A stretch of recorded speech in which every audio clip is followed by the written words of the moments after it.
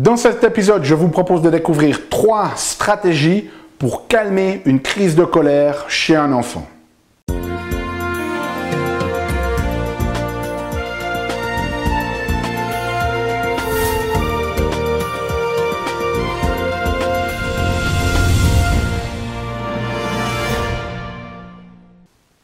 Parce que la vie est bien trop magique pour être petite et que nous avons tous besoin d'une prescription pour grandir en conscience et faire que nos rêves dévorent notre vie. Bonjour, je suis le Dr Yannick Pauly, bienvenue à un nouvel épisode d'une grande vie où chaque semaine je vous propose de découvrir des stratégies pratiques pour grandir en conscience, qu'elles soient d'ordre physique, émotionnel, psychologique ou spirituel, parce que c'est cette conscience qui est au cœur d'une vie pleinement vécue et de notre évolution en tant qu'être humain. Alors cette semaine, ce que je voulais faire, c'est partager avec vous 3 stratégies pour vous aider à calmer une crise de colère chez un enfant. Vous savez, ces crises de colère où l'enfant perd complètement le contrôle et il n'y a plus rien qui peut se faire pour le calmer. Alors, la première des choses, pour comprendre ces 3 stratégies, eh bien, il faut juste que l'on parle un petit peu de ce qui se passe neurologiquement chez les enfants, notamment chez les enfants qui font ces crises de colère. Et ces crises de colère, on les trouve très souvent, ces crises de colère incontrôlables, chez les enfants qui ont des problèmes neurodéveloppementaux, c'est-à-dire que certaines parties de leur système nerveux ont une immaturité ou ne se développent pas exactement selon la trajectoire de développement typique du cerveau. Donc si on regarde au niveau de notre cerveau, on va le dessiner un petit peu comme ça ici, on a une partie de notre cerveau qu'on va appeler le cortex, okay? Et ça, cette zone du cortex, c'est la zone consciente, okay? La zone logique, la zone rationnelle de notre cerveau. Le problème, c'est que cette zone, elle ne se développe complètement que jusqu'à vers 24 ans. Hein? C'est-à-dire que ça peut prendre 25 années pour que ce système-là soit complètement développé. Et chez certaines personnes qui ont des retards de développement, ben, ça peut prendre même encore plus de temps. Et puis, ensuite, on a à l'intérieur du système nerveux, ici, une zone que l'on appelle l'amygdale. Okay? Cette amygdale, c'est la zone centrale de notre système limbique, de notre système émotionnel. Et c'est cette zone-là, en fait, lorsqu'un enfant développe de la colère, hein, qui est une émotion normale que l'on a tous, et normalement, chez un individu où tout se développe bien, qui a suffisamment développé de système ici du cortex préfrontal, cette amygdale, elle va un petit peu s'activer ici, comme ça, par la colère, mais ensuite, l'individu ici, il va pouvoir utiliser ce cortex préfrontal pour freiner, pour calmer cette amygdale et reprendre le contrôle. Le problème, il vient du fait que si l'enfant a un retard de développement, notamment au niveau de son cortex préfrontal, il n'a pas ce frein. C'est un peu comme si on lui donnait une voiture de Formule 1 avec un moteur très puissant et qu'on mettait dessus un frein de trottinette. Okay? Dès le moment où il a lancé le moteur et qu'il a pressé sur les gaz à fond, ça va être très difficile de freiner puisque le frein n'est pas cohérent avec ce qui se passe au niveau du moteur, si vous voulez. Et donc, dans ce cas-là, l'amygdale, quand elle s'active de manière disproportionnée. Okay? Et donc, ce que je vais vous montrer aujourd'hui, ces 3 stratégies, elles vont vous aider, si vous voulez, à venir calmer cette amygdale par d'autres circuits neurologiques. Et ce qu'il faut savoir, c'est que cette amygdale, en fait, oui, elle a un certain nombre de connexions avec le cortex préfrontal qui lui sert de frein, mais elle a aussi de nombreuses connexions avec le corps. Et l'un des moyens de calmer cette amygdale, ça va être de passer par le corps, ça va être de passer par les sensations. Okay? Donc la première stratégie ici que je vais vous proposer, c'est d'utiliser un circuit, c'est un vieux circuit neurologique, okay, qui, lui, en fait, toutes les sensations de notre corps, elles vont transiter par une zone ici que l'on appelle le thalamus. Okay? C'est une zone de relais de toutes nos sensations, que ce soit le toucher, que ce soit la vue. Mais on a une zone ici qui va entrer directement dans le système et qui va aller directement au niveau de l'amygdale. Et cette zone, c'est l'olfaction. Okay?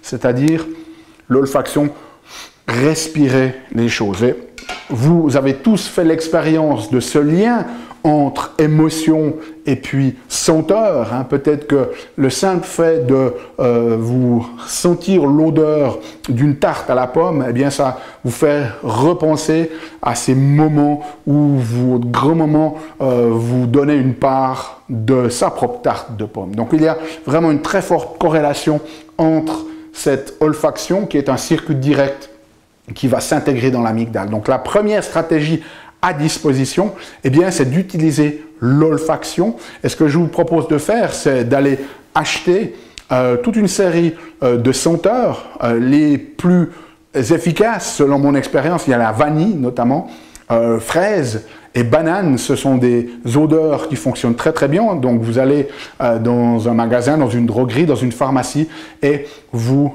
achetez ces petites bouteilles d'huile essentielle ou de senteur, soit vanille, soit fraise, soit banane. Vous pouvez peut-être même demander à votre enfant, lorsqu'il est calme, vous allez ensemble et vous lui demandez une senteur qu'il a.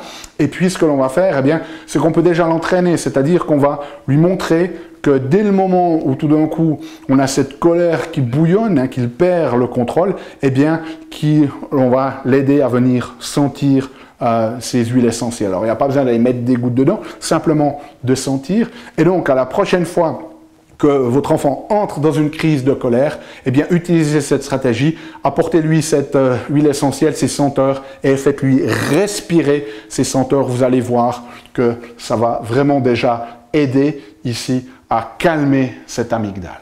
Okay? Chez certains enfants, le simple fait d'utiliser cette première stratégie, c'est suffisant pour les aider à se calmer. Ensuite, deuxième stratégie. Ce que l'on va faire, c'est que l'on va activer ici du mieux qu'on peut la partie de leur cortex. Et pour faire cela, eh bien, on ne peut pas leur demander à des petits-enfants d'être rationnels dans ce qu'ils font, puisqu'ils sont déjà en train de perdre le contrôle. Mais ça va être à nous, en tant qu'adultes, en fait, de créer à l'intérieur de notre physiologie le comportement et l'état de sérénité qu'on veut. Et donc ça va aussi vous aider parce que vous aurez très certainement remarqué que si votre enfant part dans une crise de colère et que vous vous mettez en colère, ça crée une dynamique qui se construit comme ça, alors que l'idée c'est d'essayer de désactiver les choses, de déminer le terrain et pas d'en rajouter encore plus. Et donc ce que l'on va faire ici, c'est qu'on va utiliser une propriété du système nerveux qu'on appelle les neurones miroirs. Et ces neurones miroirs, c'est quoi? Eh bien, ce sont des neurones qui permettent en fait notamment l'empathie. C'est-à-dire que c'est des neurones qui vont observer le comportement extérieur et pour pouvoir comprendre ce comportement extérieur, eh bien, ils vont devoir s'activer eux-mêmes. Et en fait, c'est très intéressant parce que cette notion, en fait, de comprendre le ressenti de quelqu'un d'autre, eh bien, c'est de pouvoir se mettre, si vous voulez, finalement, dans la même physiologie que lui-même. Donc, ces neurones miroirs, ils vont s'activer en fonction de ce qu'ils voient à l'extérieur. Donc, si l'enfant est déjà en train de perdre le contrôle, que son amygdale est complètement activée, que ce système préfrontal n'arrive pas à suivre, et que les zones des neurones miroirs, tout ce qu'il voit à l'extérieur, c'est un parent qui est en train lui aussi de se mettre en colère, eh bien ça va créer encore plus de colère dans le système. Par contre, si vous arrivez à prendre un petit peu de distance, notamment au niveau de la respiration, et de commencer de respirer, de ne pas entrer dans cette dynamique-là, mais de rester calme, de respirer, et que vous puissiez faire ça vraiment alors que votre enfant vous voit le faire, okay? Même s'il ne va pas voir l'intérieur, ces neurones miroirs, eux, ils vont ressentir ça. C'est un système qui est très subtil, qui vraiment arrive à détecter des changements très infimes au niveau du ton de votre voix, au niveau de votre langage corporel, etc. Donc, mettez-vous vous-même dans la physiologie que vous avez envie de créer chez votre enfant. Et donc, alors que vous allez peut-être, en utilisant cette première stratégie, de l'olfaction, allez lui dire de respirer,